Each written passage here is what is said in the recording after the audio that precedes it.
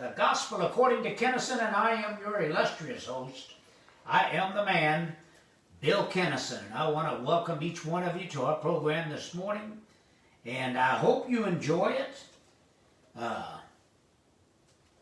It's been a rough week, Sherry. Been a rough week. I'm touched this morning by the Marines and the Navy servicemen that gave their lives in Afghan. And I was thinking, they left their families, they left their children to protect our families and our children. And they paid the supreme sacrifice. Somehow saying, thank you for your service, sometimes that just doesn't feel like enough. Not counting, I've never felt like that we have treated our veterans as well as we should. Good But morning. my prayers and Sherry's prayers and thoughts this week have definitely been on those service people. We have many people, not only some that watch us, but we have many that have served in the military and are serving in the military. And it never is easy when you see something like this happen, especially that you feel was avoidable. You know what I wish, Sherry? I wish every day could be 9/12/2001, the day after 9/11. You say, why would you want to wish every day was like that? For a few days, we weren't Democrats. We weren't Republicans. We were just Americans. I remember on 9/11 when, after it had happened, and people gathered at our theater for some reason. And we went out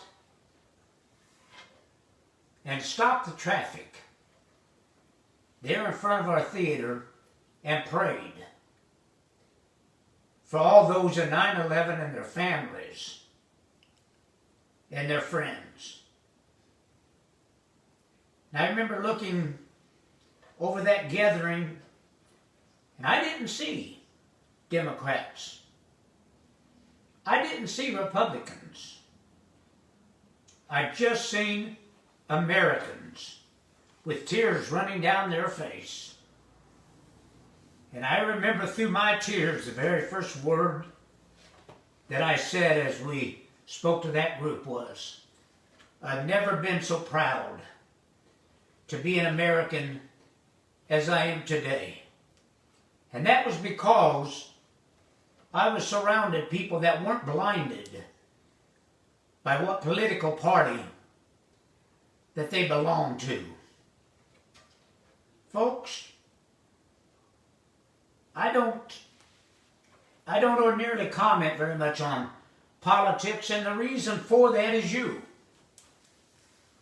I love you so much, and not only Sherry reminds me, but I love you so much that I don't want to alienate you. Not because I want so many people following us. When we started this program, it was really just to patronize people that had attended our church and that just wasn't physically possible to continue doing that. And so we thought, to patronize those folks, we'd start this program and it would eventually just peter out and everybody go back to their lives. And it went the other direction.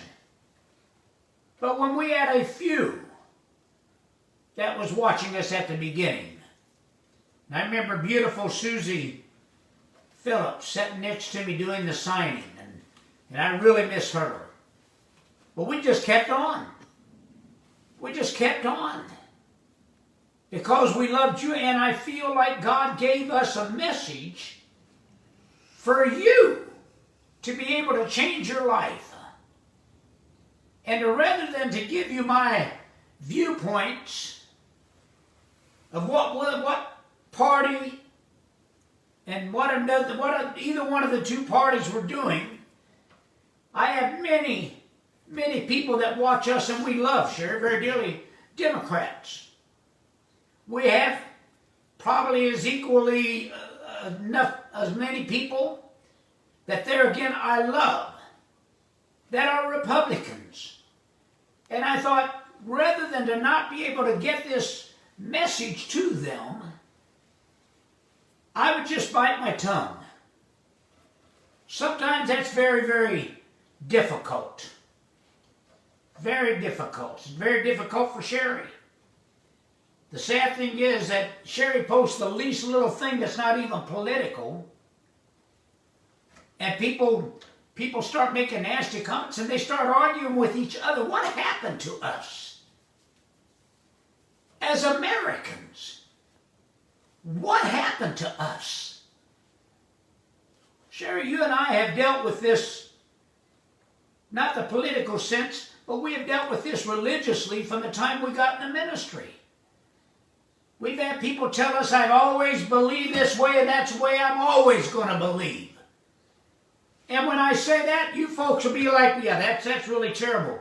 But boy, I've had people actually, and Sherry can verify this, I've actually had people actually that supposedly were my friends, that if I mentioned the name Donald Trump, cut me off. And that's their loss. That's their loss. And I just wish. He's gone. I wish everybody would let him be gone. Are you going to get into politics now? No. Get into the sermon. Sherry's often told me, said you need to do, or she and I need to do a podcast, and then we can say whatever we want politically. And I go, you know what, you don't think that would filter over into this? But it's not right, people. It's not right. I'll tell you another thing, since I'm on it, and then we'll get into our lesson this morning. I wouldn't be on Facebook. If it wasn't for our program, I wouldn't be on Facebook. Because you can say anything and somebody's going to believe it. Last night I saw a post and it said facts. And they had distorted the facts so much they were no longer facts. But I'm thinking, and they had even people commenting, Sherry, that you're right on it, and this and that. And I thought, one of them was a school teacher, and I thought, they don't know the history of our political systems? Folks, if you're a Democrat before you're an American, shame on you. If you're a Republican before you're an American, shame on you. Shame on you if you vote party lines regardless of who's running. That's on you. That's on you. There's 40% of the people that will vote Democrat, no matter they could put Bozo the Clown up. They're going to vote for him. There's 40% of the Republicans that are going to vote Republican regardless. So you're not even deciding the elections. It's the independents. It's people like me that I'm no longer a registered Republican. I'm not a registered Democrat. And I vote for what I think is the best issues and the best leaders. I'm deciding because you all just argue and you knock yourself each out. Anyway, I had to get that out there. I had to get that out there. And if you not happy with that, you can always not listen to our program. I want to also comment on some other stuff. I don't know if we're going to, our lesson today was going to be on root for yourself, but there's some other comments I want to make. I'm stirred up today. I posted this week, and actually I think I got some of it right here. I'm not going to read all of it, but it was pretty much, if you don't believe you can be a winner, you're not going to be a winner. There was a comment on that post by the name of Patrick Bagden.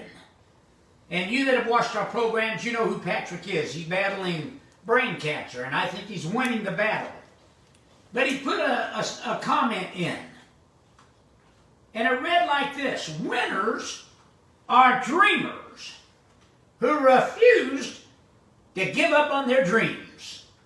Winners are dreamers who refuse to give up on their dreams. This is from a man that the doctors told him the percentages were not in his favor to survive. Winners are dreamers who refuse to give up on their dream. Every person in the world, and I want you to hear this, every person in the world, including me, has had moments when they felt like giving up. They felt like quitting. But I want to tell you today, don't give up. Don't give up. Don't give up. I don't care if you don't have any money. I don't care if you don't have any help. I don't care if you don't have a family and you don't have friends for it. Don't give up. Don't give up. Don't give up. I can't tell you enough. I can't tell you enough. It's down inside of me. You make a difference.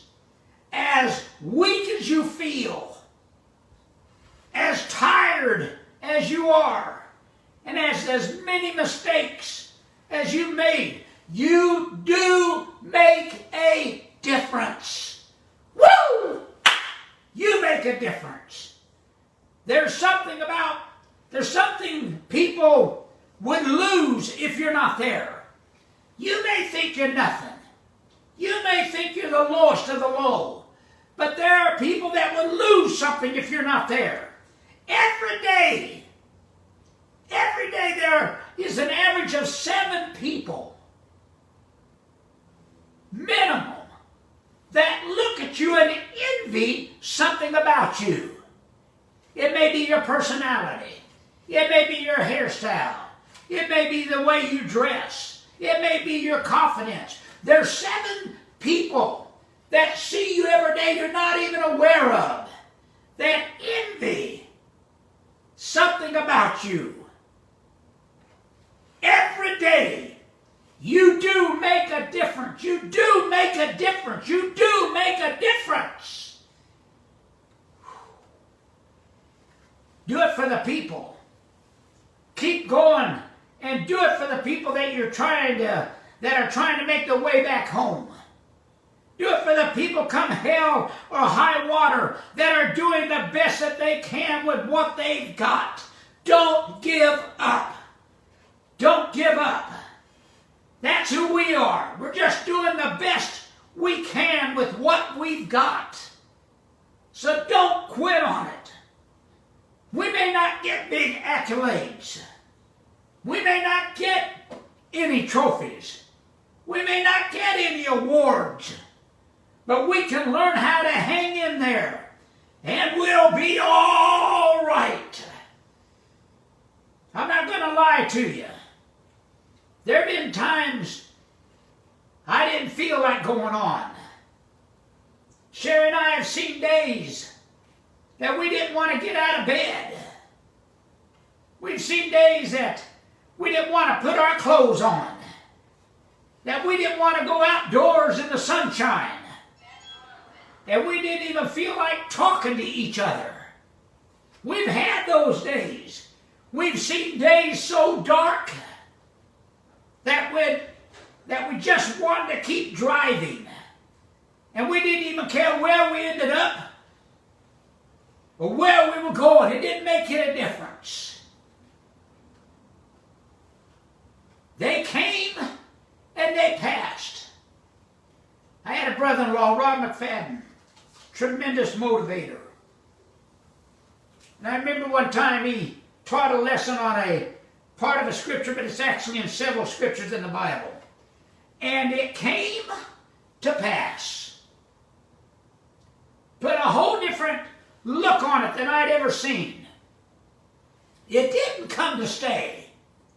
It came to pass. Whatever you're facing today, it came to pass, not to stay. This too will pass.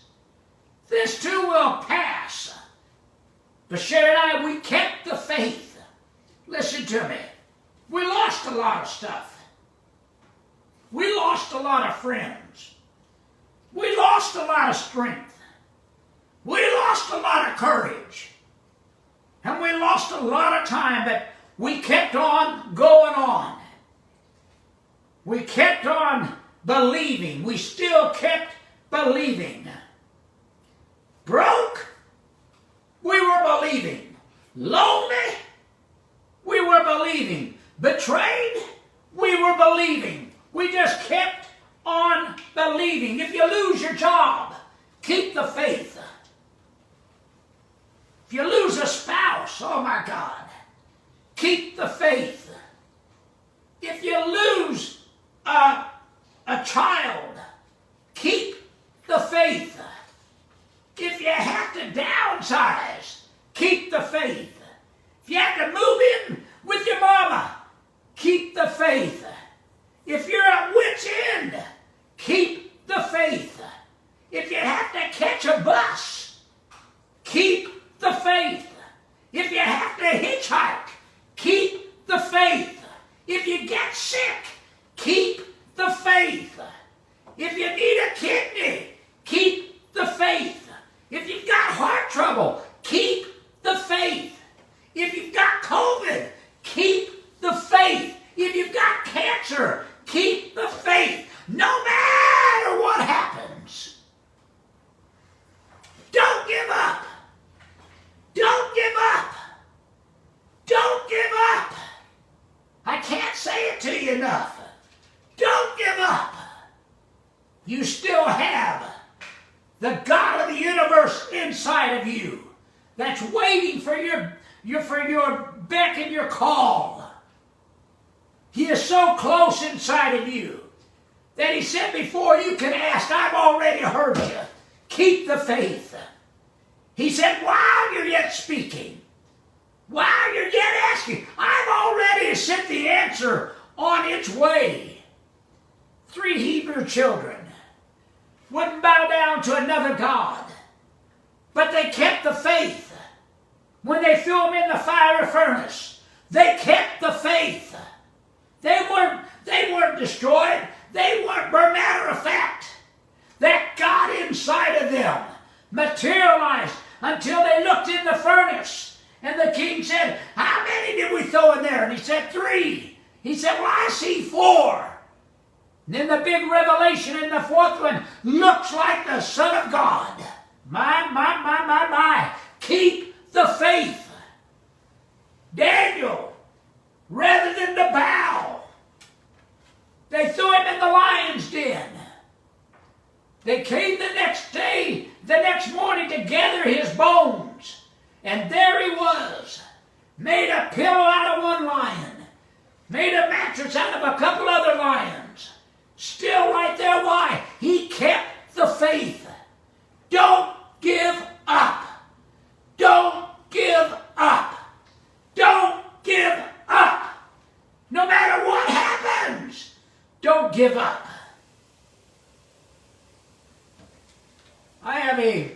Sherry used to sing a beautiful song. I know I'm a little stirred up today.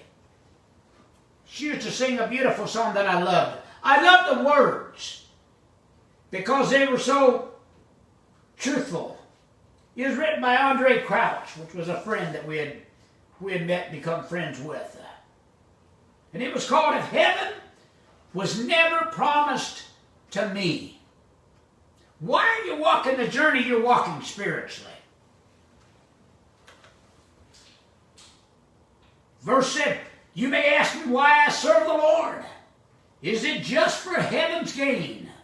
Or to walk those mighty streets of gold? Or to hear the angels sing? That's why a lot of people are doing it. Is it to drink from the fountain that never shall run dry? Or just to live forever and ever in that sweet by and by? Then he gets to the chorus, which is what I really love. But if heaven was never promised to me, neither God's promise to live eternally, it's been worth just having the Lord by my side. Living in a world of darkness, He brought me the light. I had an individual that I loved dearly, and he was nearing the time of transition, and I felt like that I needed to talk to him. For 4 years he had sat in a chair. Then it got to the point I'd have to almost literally carry him outside. He loved to sit outside. And I remember sitting down with him one day while we were sitting outside looking at the mountains there in California. I remember I asked him, said, when you're sitting in this chair, when you're sitting out here, what do you think about? I remember he just looked at me dejectedly and nothing. And I remember I asked him, do you ever think about you passing on? And I remember it kind of upset him a little bit, and he sharply spoke back to me and said, well, do you? And I said, yeah, I do. Then he asked me a question that I'll always remember. I remember he looked at me, and he had been a minister for over 60 years. Are you sure there's something after this? And I remember I said, yeah, I do. I believe it with all my heart. Not that I have to believe in faith. I believe it as fact. There is. Then I asked him, without thinking of this song, I said, if you had it to do all over, and there was nothing after this, there was no reward, there was no gates of pearl, there wasn't any of that we didn't talk to us how beautiful heaven was. There wasn't any heaven. That when you took your last breath, that's the end of your existence. Would you have still lived the life that you've lived and been a minister? I remember him looking at me and tears welling up in his eyes. He said, yes. Yes, I would have. And I said, why? He said, because of the people that I helped and changed their lives. Folks, what's your motivation? What's your motivation? I don't teach. I don't teach this here. I know this is a totally different lesson than we usually teach, but I don't teach this lesson to gain anything after this life. If I knew there wasn't anything after this, I'd still do this, because I want you to have the best life you can possibly have while you're in this existence. I want you to have the desires of your heart. When you get ready to make that transition, I want you to be able to look at your life and be proud of what you have accomplished. That's why I think God gave me this message. Is for those that have no other motive other than to please the God within them, not some church, not some preacher, not some religion, but to please the God within them and to have the tools that they can pass down to their children and their grandchildren and their great-grandchildren, to pass that down to them. I can't speak for Sherry, but I think she probably feels exactly like I do. It's been worth just having the Lord on my side. Living in a world of darkness, He brought me the light. Heavenly Father, I thank you for this message you put in my heart, that I've just poured out what I felt this week. I ask you to touch the family and the friends of those that were tragically taken from us in Afghanistan. I ask that somehow you bring a healing to our nation. God, instead of us blaming everyone else, I ask that we look inside and that you show us what we can do. What we can do. The change starts within, and it starts within us. I ask that this morning you lift up everyone that's discouraged, everyone that is full of fear. Give them confidence. Those that need a healing, give them a healing. Those that need a miracle, God, deliver it to them this very day. Those that need financial miracles, Lord, that's nothing to you. Let them call on the God within them. And let them open up the gates of riches to pour into them. I'll give you all the praise. Amen. God love you. Sherry loves you. I love you. And more than I usually would say, I mean it so much more today. God bless